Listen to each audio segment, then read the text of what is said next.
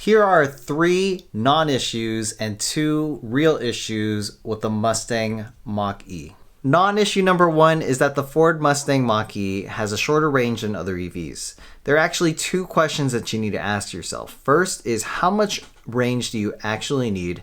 And second is, what is the actual range of the car versus what was advertised? Teslas, for comparison's sake, typically overpromise and underdeliver.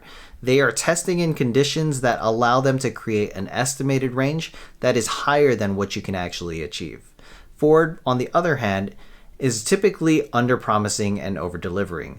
They are still experimenting with available battery capacity available to customers, and as a result are typically outperforming what they advertise. So the real question here is, how much range do you actually need?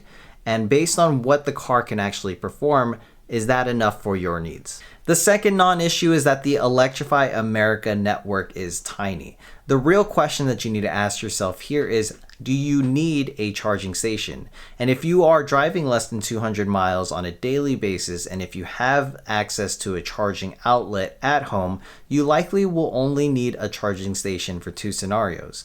1 for road trips and 2 for emergencies. For road trips, I will admit that the Ford Mustang Mach E is not ideal, and that actually goes for all EVs, not just the Ford Mustang Mach E. There are several factors that you need to factor in with the charging stations, most of all being charge station and frequency, availability of stalls, the speed at which they charge, and the cost per kilowatt hour. And based on the current technology we have today, it really doesn't make sense if you are prioritizing time to use an electric vehicle on a road trip. And for emergencies, you're going to encounter the same issues that you would with a gas-powered car, so we can't really factor that in.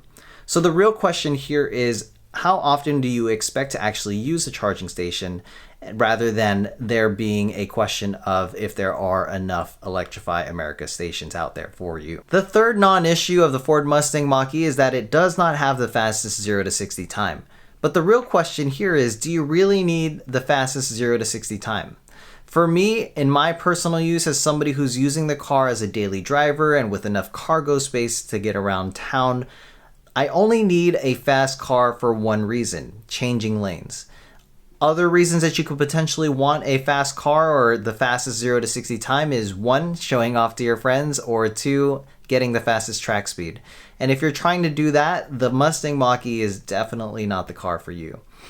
In terms of the acceleration, you will actually see that almost all EVs have fast acceleration, and that's a byproduct of it being an all-electric car and having instant torque.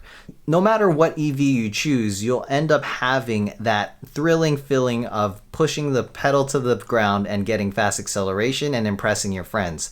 But the real question here is if you really need that 0 to 60 time, and as long as you're getting an EV, you're going to be doing great with changing lanes if you are using the car for the same reasons that I am. Now, on to 2 real issues with the Mustang Mach E. The first real issue is that in colder climates, the Ford Mustang Mach E will have a lower range.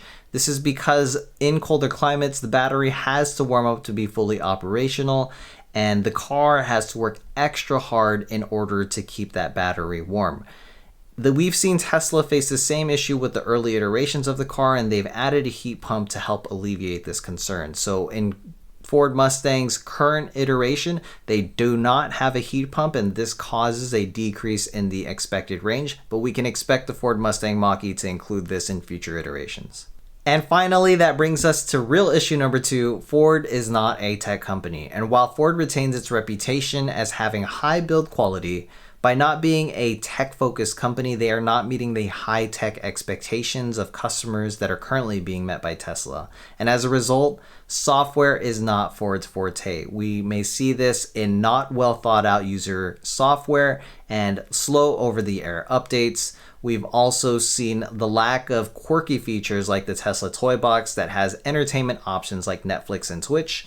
And we have seen several reports of customers citing the phone as a key and Apple CarPlay not working as expected. Ford has acknowledged this and created the business into 2 units, which is Ford Blue for gas-powered cars and Model E for electric vehicles. And time will tell if Model E will make Ford into a software leader. Those are my 3 non-issues and 2 real issues of the Ford Mustang Mach E. I am still eagerly waiting for my Mustang Mach E, and I will be documenting my ordering and receiving process here on my channel, so please make sure to subscribe and like this video. Thank you so much for watching, and we'll see you on the next one.